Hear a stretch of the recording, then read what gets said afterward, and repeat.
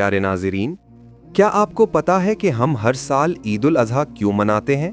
क्या ये सिर्फ जानवर ज़िबह करने का दिन है या इसके पीछे एक ऐसी अजीम दास्तान छुपी हुई है जो हमें अल्लाह के हुक्म के आगे झुकना सिखाती है?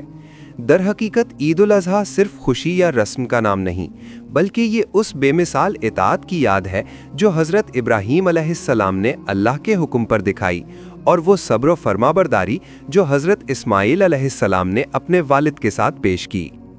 आज की इस वीडियो में हम आपको इसी अजीम कुर्बानी का मुकम्मल वाक़या सुनाएंगे जो हमें सिखाता है कि अल्लाह की रज़ा के लिए सबसे प्यारी चीज़ भी कुर्बान करनी पड़ती है।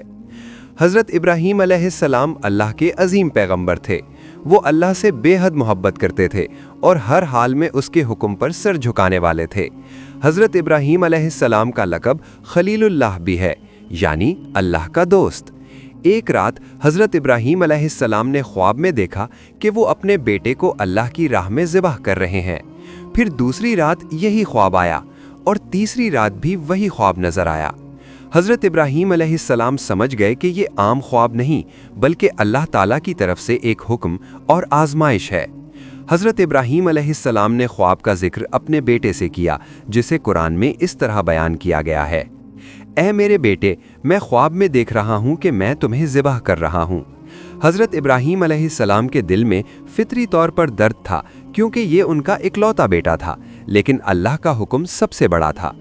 हज़रत इब्राहीम अलैहिस्सलाम ने ज़बरदस्ती नहीं की, बल्कि मोहब्बत और नरमी के साथ अपने बेटे से फरमाया: ऐ मेरे प्यारे बेटे, मैं ख्वाब में देख रहा हूँ कि मैं तुम्हें ज़िबह कर रहा हूँ। तुम खुद बताओ, तुम्हारी क्या राय है? ये राय लेना इसलिए नहीं था कि अगर हज़रत इस्माईल अलैहिस्सलाम ना कहते तो हज़रत इब्राहीम अलैहिस्सलाम अल्लाह ताला के हुक्म की खिलाफ वर्जी करते, बल्कि ये राय लेना इसलिए था कि वो हज़रत इस्माईल अलैहिस्सलाम को एतिमाद में लेना चाहते थे, ताकि उनको भी सवाब मिले। हज़रत इस्माईल अलैहिस्सलाम ने ये बात सुनी और बग़ैर किसी खौफ या तरद्दुद के जवाब दिया: ऐ मेरे वालिद, जो हुक्म आपको दिया गया है आप वही कीजिए, इंशाअल्लाह आप मुझे सब्र करने वालों में पाएंगे। ये जवाब ईमान, सब्र और इताअत की इंतहा था। कुरान में इस बात का तर्जमा यूं आया है: बाप और बेटा दोनों अल्लाह के हुक्म के सामने सर झुका चुके थे।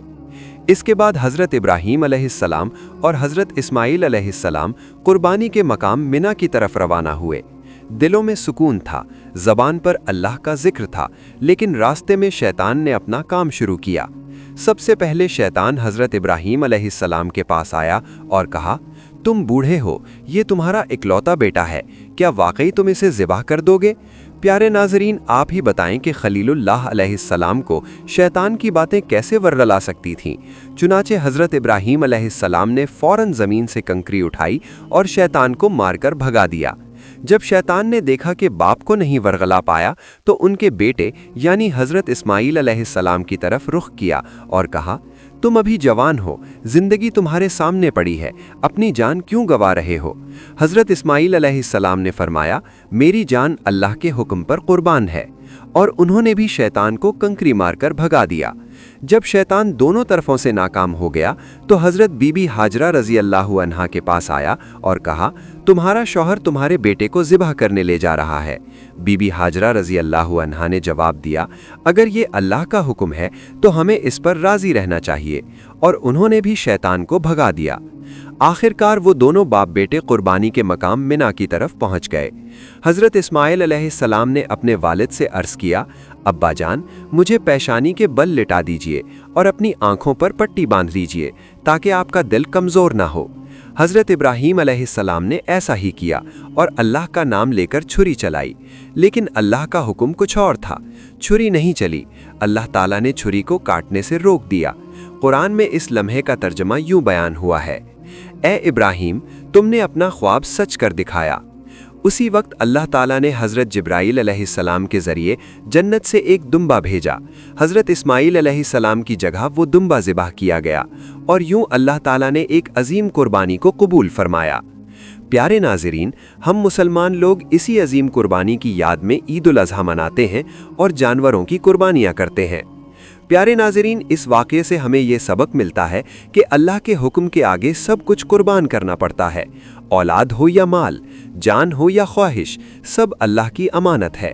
اللہ تعالی ہمیں بھی حضرت ابراہیم علیہ السلام اور حضرت اسماعیل علیہ السلام جیسی اطاعت اور قربانی نصیب فرمائے، آمین۔